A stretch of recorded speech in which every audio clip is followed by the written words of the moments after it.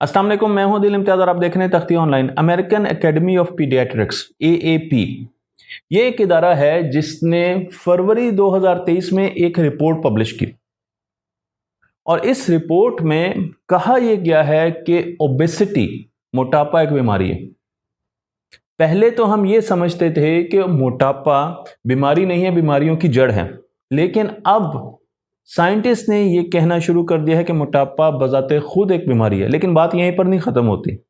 इस रिपोर्ट में कहा गया है कि अगर एक बच्चा मोटापे के साथ पैदा होता है तो 2 साल में उसको फैमिली ओरिएंटेड लाइफस्टाइल की ट्रेनिंग दी जाए, 2 साल में, और उसके साथ साथ उसका बिहेवियरल प्लान बनाया जाए। अगर बच्चे का मोटापा ख़त्म नहीं होता तो 12 साल में उसे मेडिकेशन शुरू करा दी जाए। मैं आपको इस रिसर्च का रेफरेंस भी दे रहा हूं, तो आप जाकर इस रिसर्च को स्टडी भी कर सकते हैं और इस रिसर्च को देख भी सकते हैं। तो यहाँ पर इसका जो नाम है वो clinical practice guidelines for the evolution and the treatment of children and adolescents with obesity. Hopefully मैंने ये सही पढ़ा है बगैर ऐनक के। 12 साल के बच्चों को आपने मेडिसिन देनी है और 13 साल के बच्चे की सर्जरी की जाएगी। इमेजिन कीजिए कि मोटापे की वजह से एक 13 साल के बच्चे की सर्जरी हो रही है। वो शायद मोटापे को तो काबू पा ले, लेकिन जो उसको मेंटल टॉर्चर मिलेगा उसका क्या।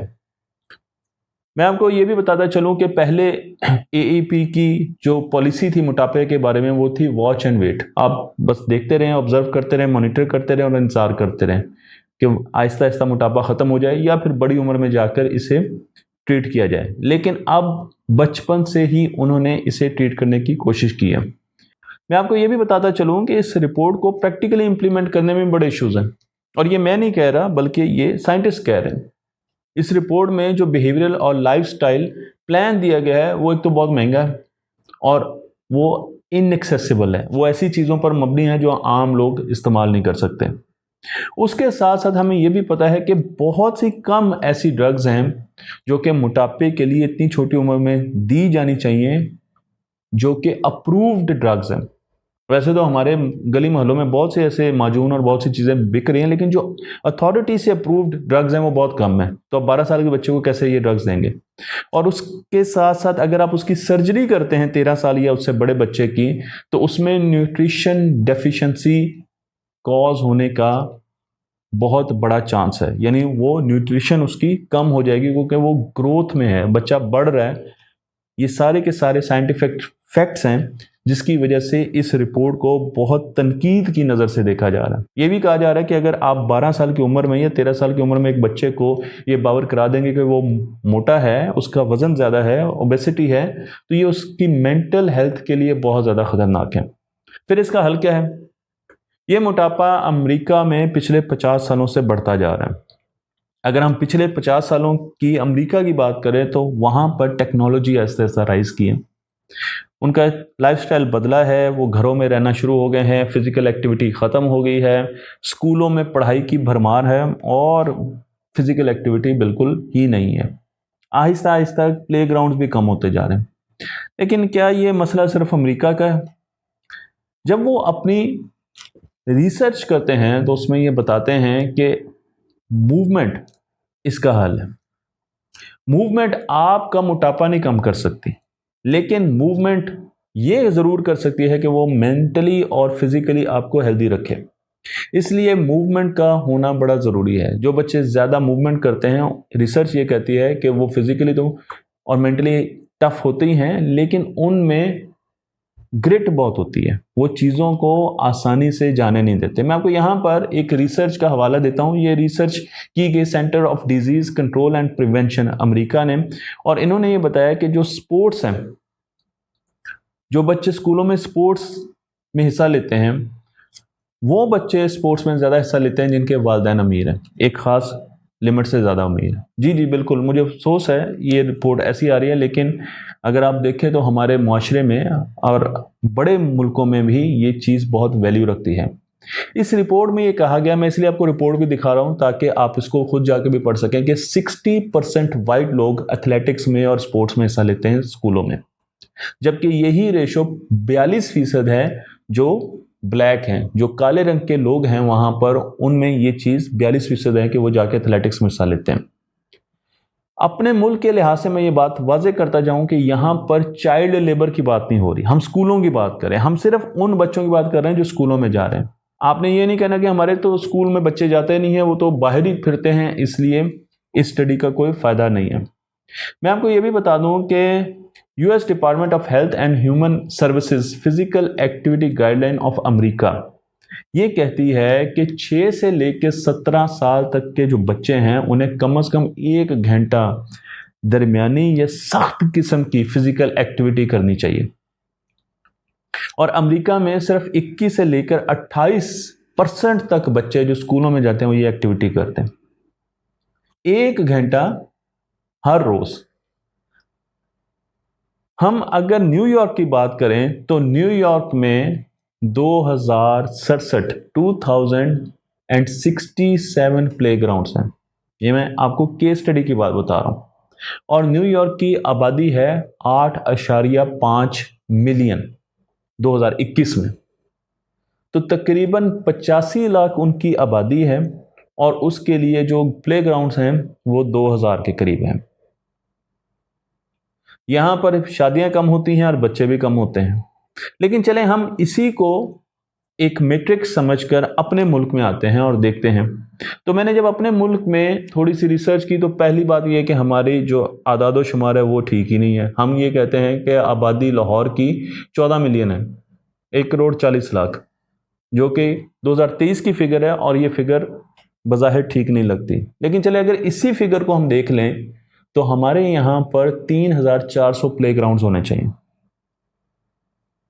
और कराची की आबादी है 15 मिलियन, कराची की आबादी है 1.5 करोड़। ये हमारे आदाद कहते हैं जो कि गलत हैं टोटल। लेकिन अगर हम इन आदाद को भी ठीक समझ लें 2023 के, तो कराची में 3400 से कुछ ज्यादा ग्राउंड होने चाहिए। अब सवाल ये पैदा होता है कि हमारे यहाँ शादियों का रेट बहुत ज्यादा है, हमारे यहाँ बच्चे भी ज्यादा होते हैं। अमेरिका में वो खानदान जो शादी करते हैं उनके जो एवरेज फर्टिलिटी रेट है वो 1.4 है, यानी तकरीबन हर जोड़े के 1.4 बच्चे पैदा होते हैं। अमेरिका में अगर आप ये देखें कि 17 साल से नीचे जो बच्चे हैं वो 73 मिलियन है। पाकिस्तान में तो 2.5 करोड़ बच्चे स्कूलों से बाहर है।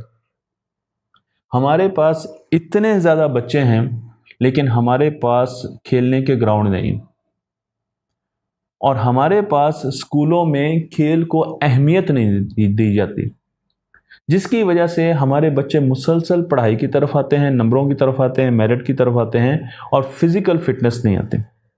एक स्टडी ये कहती है कि मुस्तकबिल में 2 लोग जब एक जॉब के लिए अप्लाई करेंगे और दोनों के पास मिलते जुलते रिकॉर्ड होंगे तो उनमें से उस बंदे को प्रेफर किया जाएगा जो कि ज़्यादा फिट होगा, क्योंकि कंपनी ये समझती है कि उस पर मेडिकली कम खर्च करना पड़ेगा और वो ज़्यादा अरसे तक कंपनी को फ़ायदा दे सकेगा। फिजिकल फिटनेस एक ऐसी चीज़ है जो कि फ्यूचर में बहुत ज़्यादा अहमियत इख्तियार करने वाली है, लेकिन आज हमारे मुल्क के लेवल पर और हमारे स्कूलों के लेवल पर हम ये एहसास ही नहीं रखते, हम ये शऊर ही नहीं रखते कि फिजिकल फिटनेस और ग्राउंड्स का होना कितना ज़रूरी है। ऐसे ग्राउंड्स जो कि घरों के करीब हों, जिनको आप जाकर अप्रोच कर सकें। एक और बड़ा मसला जिसकी वजह से हम ग्राउंड से दूर हो गए और बहुत से बच्चे दूर हो गए, वो हमारा कॉलोनी सिस्टम है। जब से हाउसिंग सोसाइटी हमारे मुल्क में आई है उन्होंने मिडिल क्लास को अलग किया और लोअर मिडिल को अलग कर दिया। पिछले ज़माने में जब हम बचपन में अपने घरों में रहते थे तो वहाँ पर अमीर लोग भी होते थे और वहाँ पर बहुत गरीब लोग भी होते थे, तो आपको ज़कात देने के लिए भी दूर नहीं जाना पड़ता था और एक कम्युनिटी, मिक्स कम्युनिटी एक ही जगह पर रहती थी। लेकिन हाउसिंग सोसाइटी ने एक ही किस्म के लोगों को एक जगह पर बंद कर दिया, अमीरों को एक तरफ और गरीबों को दूसरी तरफ कर दिया, जिसकी वजह से फैसिलिटीज़ भी बदल गई, स्कूल भी बहुत डिफरेंट हो गए और माशरे में म्याना रवि ख़त्म होती जा रही है। तो अब गरीबों की तरफ कोई ग्राउंड नहीं है और अमीरों की तरफ आपको हाउसिंग सोसाइटीज़ में ग्राउंड ही ग्राउंड मिलते हैं। इवन आप मेरी बात भी कर सकते हैं। तो इस स्टडी से मैं सिर्फ یہ چیز سامنے لانے کی کوشش کر رہا ہوں کہ موٹاپا آہستہ آہستہ ترقی یافتہ ملکوں میں بڑھ رہا ہے. یہ ایک بیماری ہے, ہمارے ملک میں بھی آئے گا, آ رہا ہے اور فیوچر میں آئے گا. لیکن اس کا جو حل ہے وہ یہ نہیں ہے کہ ہم دوائیاں کھانا شروع کر دیں, ہم سرجریز کرانا شروع کر دیں, بلکہ اس کا حل یہ ہے کہ ہم اپنے بچوں کو ابھی سے اس لائف سٹائل کی طرف لے کر جائیں جو کہ بہت مشکل ہوتا جا رہا ہے. میں خود جب یہ فیل کرتا ہوں اور بچوں کو ٹرین کرنے کی کوشش کرتا ہوں تو مجھے خود بہت زیادہ ریزسٹنس کا سامنا کرنا پڑتا ہے. لیکن ہم نے اپنے بچوں کو اس لائف سٹائل کی طرف لے کر جانا ہے جو کہ ہیلتھی لائف سٹائل ہو, جس میں کھیل ہو, جس میں اچھے ہیلتھی کھانے ہوں, جس میں باہر نکلنے کے موقع ہوں, جس میں فزیکل ایکسرسائز ہو. اور اسکولوں کو بھی اسپیشلی یہ خیال رکھنا چاہیے کہ اگر بچے فٹ نہیں ہوں گے تو وہ زیادہ عرصے تک نوکریاں بھی نہیں کر سکیں گے, اور جو نمبر اور جو میرٹ ہم ان کو لے کر دے رہے ہیں وہ اس کو زیادہ عرصے تک انجوائے نہیں کر سکیں گے. مجھے امید ہے یہ ویڈیو آپ کو پسند آئی ہوگی. تختی آن لائن کو لائک کیجیے, شیئر کیجیے اور اس علم کو دوسروں تک پہنچاتے رہیے.